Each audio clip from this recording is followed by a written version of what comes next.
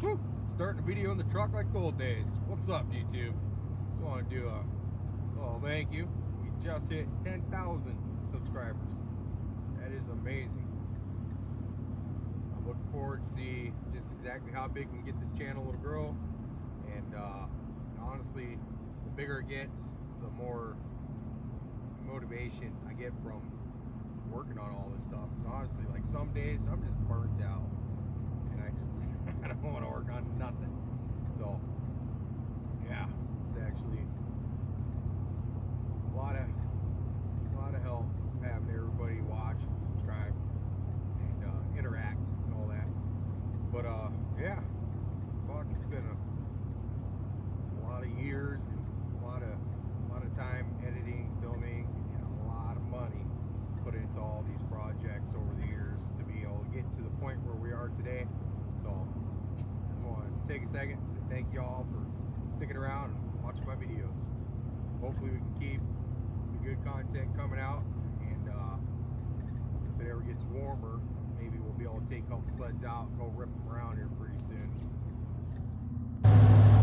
Alright, another successful trip to the local Polaris dealer. Just went and picked up crank seals and a coolant pump gasket for that little 600 build we're going to be doing. So I'm going to go ahead and haul ass home. We're going to get started on building this motor. Okay, so we got crank seals and everything started. That's not bolted together, it's just sitting in there. The bearings themselves felt okay outside of the cases, but you drop them in there, it's pretty noisy. So we're going to go ahead, split this 500 bottom end apart, because this 500 should have the exact same crank as the 600. We're going to check. I mean, I've already rotated it in those cases, way quieter than this.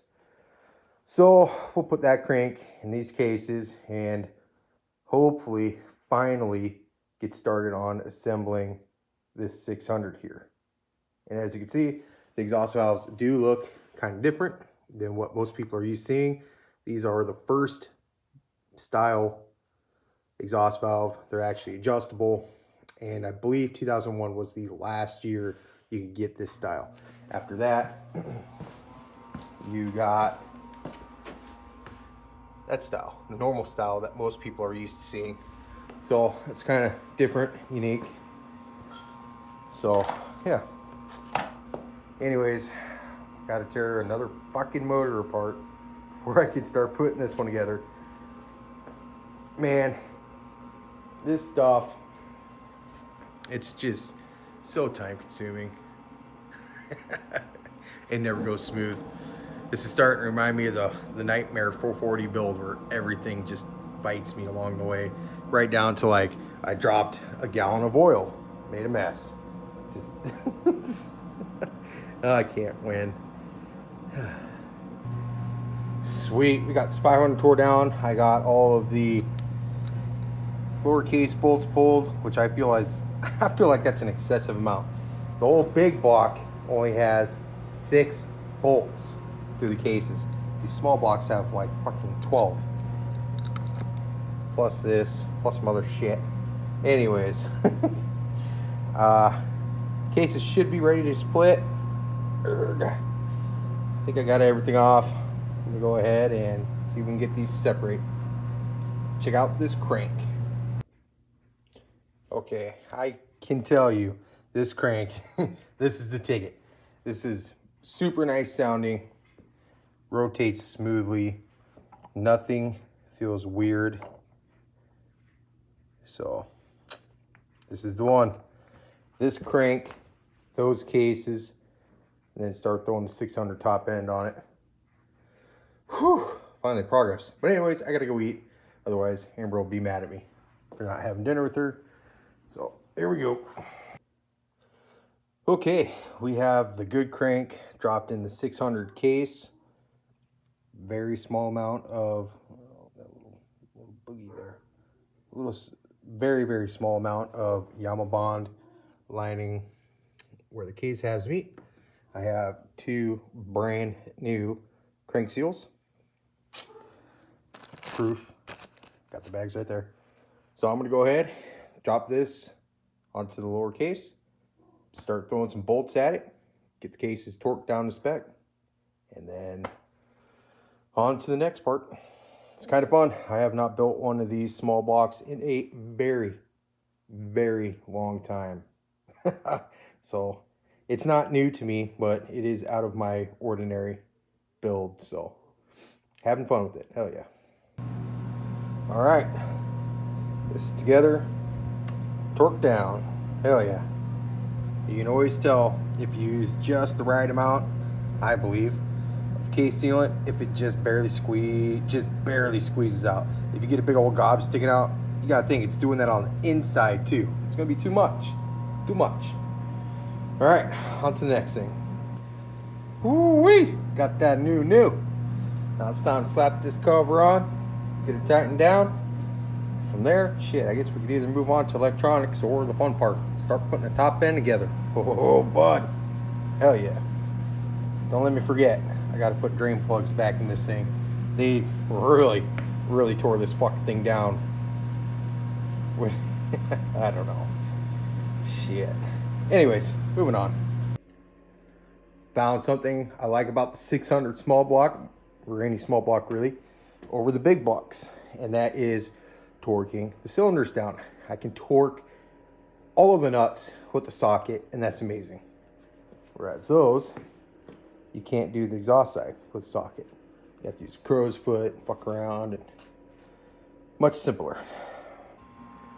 Something that's really pissing me off, I spend the extra money on OEM fucking O-rings, and they don't fit the fucking cylinders. But my aftermarket ones go right the fuck on. Man, that pisses me off. You sit around, you're fucking chasing these, and you finally get fed up. So you just put some fucking RTV on it. Because there ain't no fucking way you're going to fucking fight for these stupid fucking things that don't fit and get a head on without one slipping. Ooh, it fucking pisses me off, man. Urgh. Okay, a couple little dabs of Yon Bond on each of the outer O-rings. And they're holding tight. The inside ones pretty much, well, they look good. They're going to sit right. So it's just the outers that were giving me a hard time. But it looks like I am not ready. I was almost ready. Come on, bitch. Stick.